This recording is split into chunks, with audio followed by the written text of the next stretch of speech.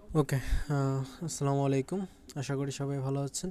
So আজকে আমরা আমাদের মেশিনে এমসিপি সার্ভার ইনস্টল করব। সো ফার্স্টে আপনার ক্রোম ব্রাউজারে চলে যাবেন, যাওয়ার পরে এখানে সার্চ করবেন ক্লাউড এআই ফর ডেস্কটপ।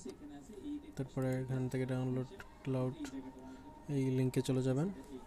দেন এখান থেকে উইন্ডোজ বা আপনাদের যেই সেটার জন্য আপনারা ইনস্টল করে নেবেন। এটা ইনস্টল হতে একটু টাইম লাগবে। ওকে, অলমোস্ট আমার ডাউনলোড হয়ে গেছে 119 MB একটা ফাইল।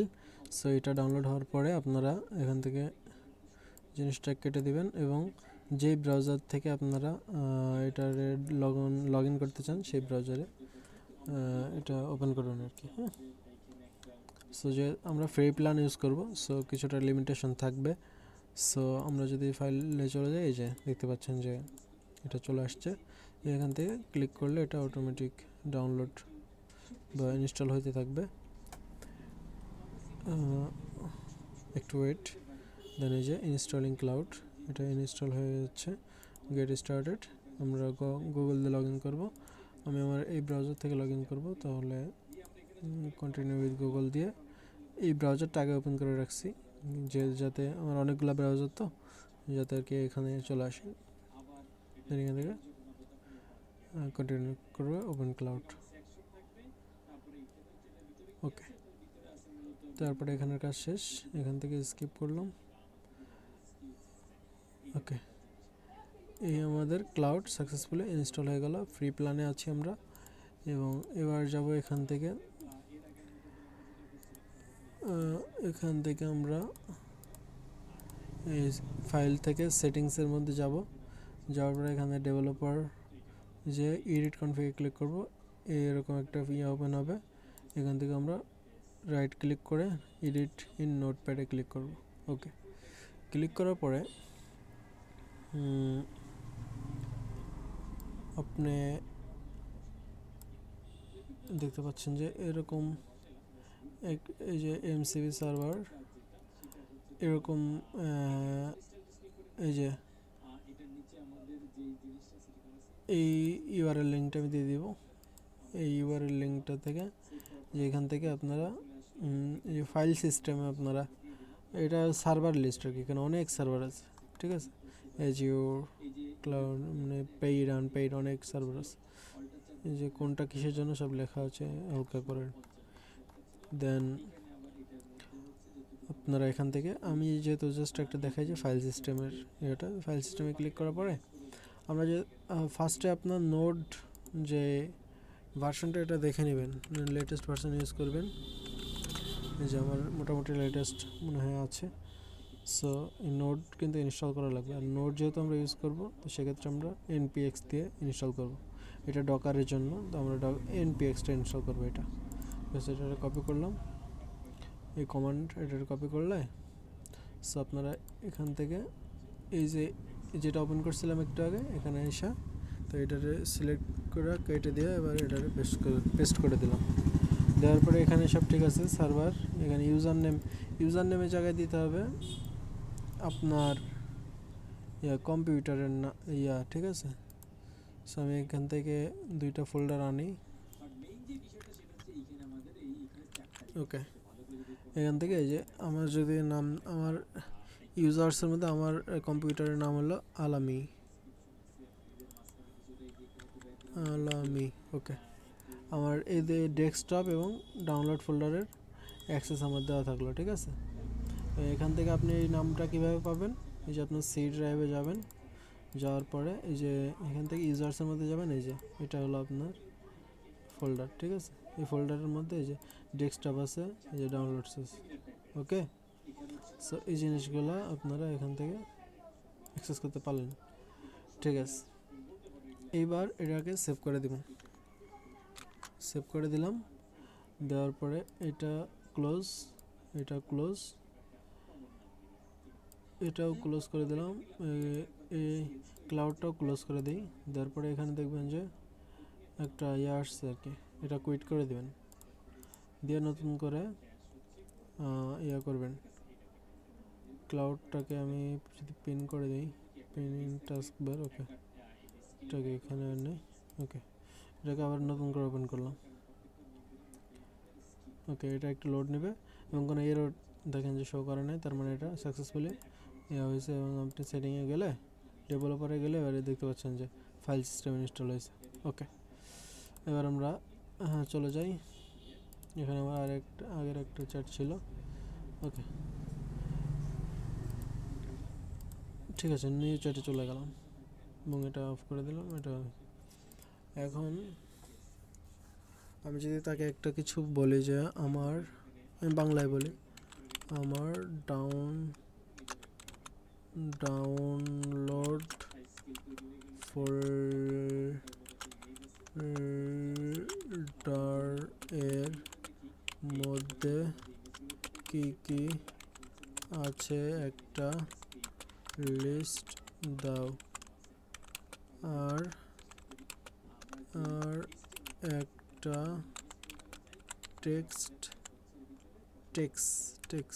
ওকে, টেক্সট ফাইল ক্রিয়েট করো যাতে লেখা থাকবে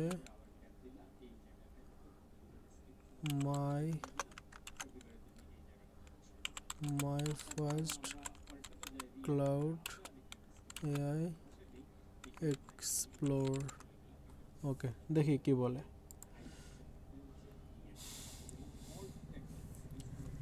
সো সে অ্যাক্সেস চাইবে, সবসময় অলওয়েজ দিয়ে দিবেন। সে কিছুটা সময় নিয়ে সব কিছু দেখবে, যে অলওয়েজ দিয়ে দিবেন। ঠিক আছে, এই যে অ্যাক্সেস দিয়ে দিলাম।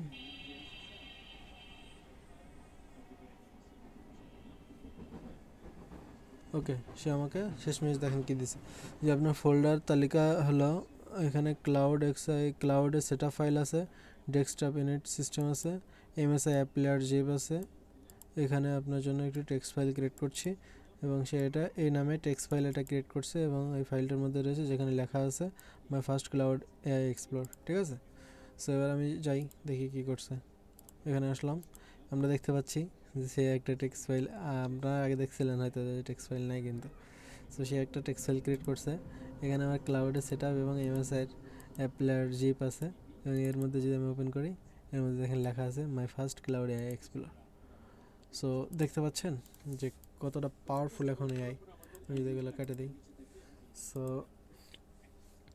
এই ছিল আজকের ভিডিও, এবং আপনারা এখানে চাইলে আপনাদের মতো করে কাজ, আপনি যদি এখান থেকে আপলোড করেন, যে আমি ট্রাই করতেছিলাম, মনে করেন যে আপনি একটা ফাইল আপলোড করবেন যে এটার মধ্যে কোনো এরর আছে কিনা।